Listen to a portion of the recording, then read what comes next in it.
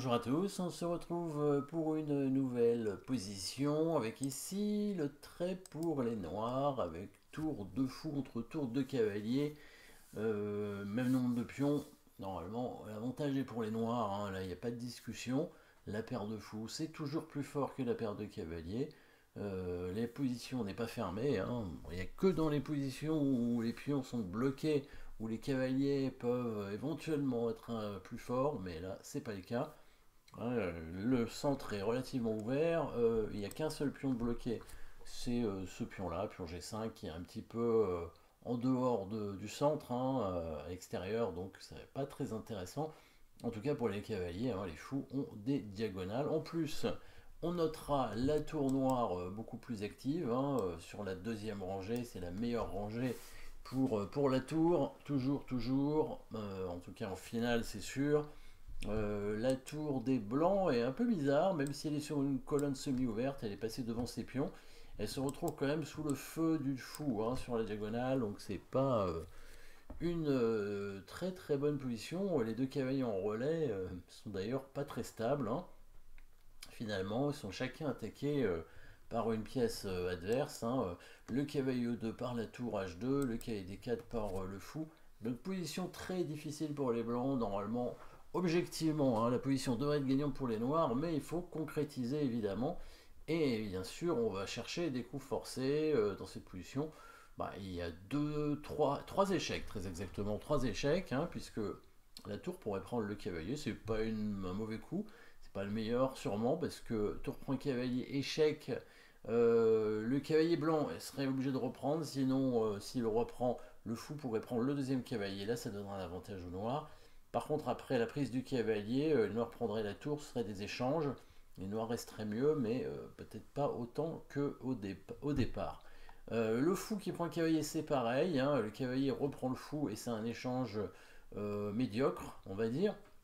Regardons plutôt le coup fou F4, qui permet quand même la prise, évidemment, du fou par le cavalier.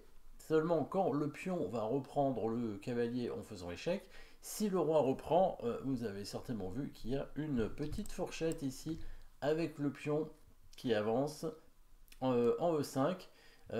Continuons la variante, le roi peut attaquer la tour en bougeant G3, mais quand le pion prend le cavalier, il attaque la tour. Vérifions ça. Fou F4, cavalier prend F4, pion prend F4. Si le roi prend le pion, fourchette, roi cavalier. Si le roi vient attaquer la tour, on prend quand même le cavalier, hein, puisque on attaque la tour. Voilà, les noirs restent avec une pièce de plus. Donc ça voudrait dire ici que le pion est imprenable, bien entendu, que le roi est obligé d'aller en D3. Et il est un peu à l'étroit ce roi, hein. Plus beaucoup de cases, là il y en a zéro. Donc il suffirait de faire échec, hein, pour que ça devienne intéressant. La seule pièce qui pourrait éventuellement arriver, étant donné que le roi est sur case blanche, c'est le fou. Comment on va faire? On va simplement libérer de l'espace. Et donc, bien sûr, on va avancer les pions. Mais dans le bon ordre, s'il vous plaît, bien entendu.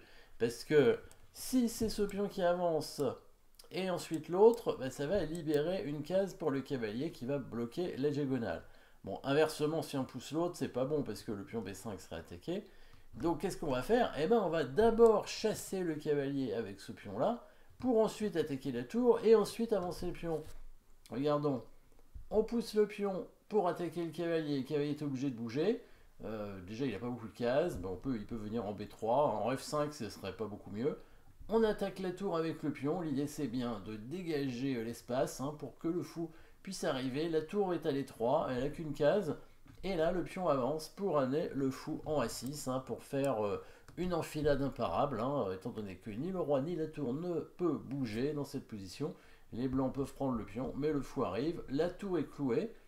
Il n'y a pas beaucoup de coups à nouveau, hein, pour les blancs.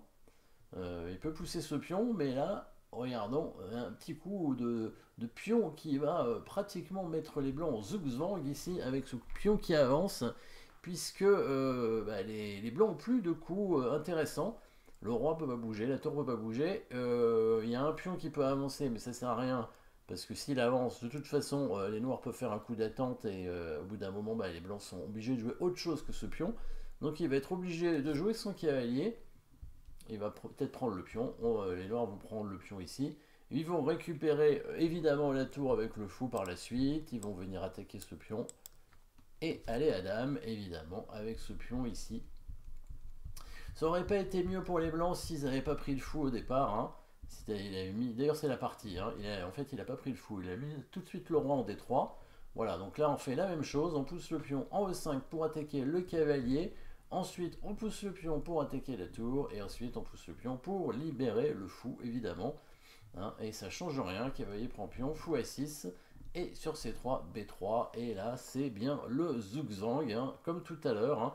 Bon, là, il peut prendre le fou avec son cavalier, mais on reprend du pion G pour conserver le contrôle des cases du roi blanc. Et les blancs, ici, ne peuvent rien faire. S'il était allé de l'autre côté avec son cavalier, ça aurait donné quoi? Donc, admettons, quand même, il prend le fou, je pense, pour libérer un peu d'espace. E5, s'il était venu ici avec son cavalier, on aurait fait la même chose, hein, on aurait joué B4. Alors, il avait une nouvelle case en B3 pour la tour, mais ça ne changeait pas grand-chose. On avançait quand même le pion en A5. Et du coup, il va se retrouver sans possibilité de jouer de coup au bout d'un moment.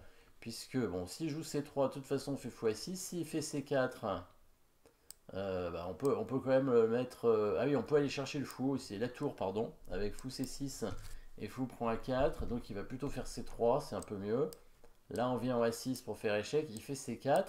Mais là aussi, il se retrouve sans coup à jouer bientôt. C'est le zugzwang, hein, à nouveau. Donc ici, bah, la tour n'a pas de case, le pion est cloué, le roi aussi. Il n'y a que le cavalier qui peut bouger. Finalement, la seule case du cavalier, c'est en G7. Est-ce que ça vaudrait pas le coup de venir tout simplement contrôler la case avec la tour, hein, pour empêcher le cavalier de bouger? Étant donné que si le roi bouge, on prendrait le pion et on gagnerait la tour. C'est une possibilité. Hein. Après, on peut aussi faire tour F2 hein, pour attaquer le pion ici et le prendre.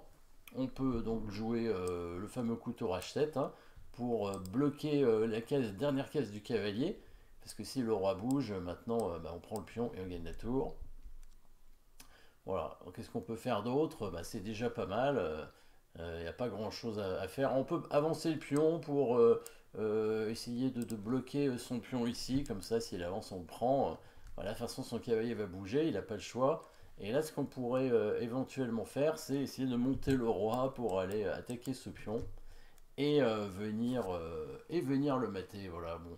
Bon, de toute façon, la position des noirs est bien gagnante. On voit ici hein, le problème des pièces blanches qui sont complètement bloquées hein, par les deux fous et la tour hein, et tous les pions qui dominent les pièces blanches. Merci d'avoir suivi cette position. N'oubliez pas de vous abonner et à très bientôt.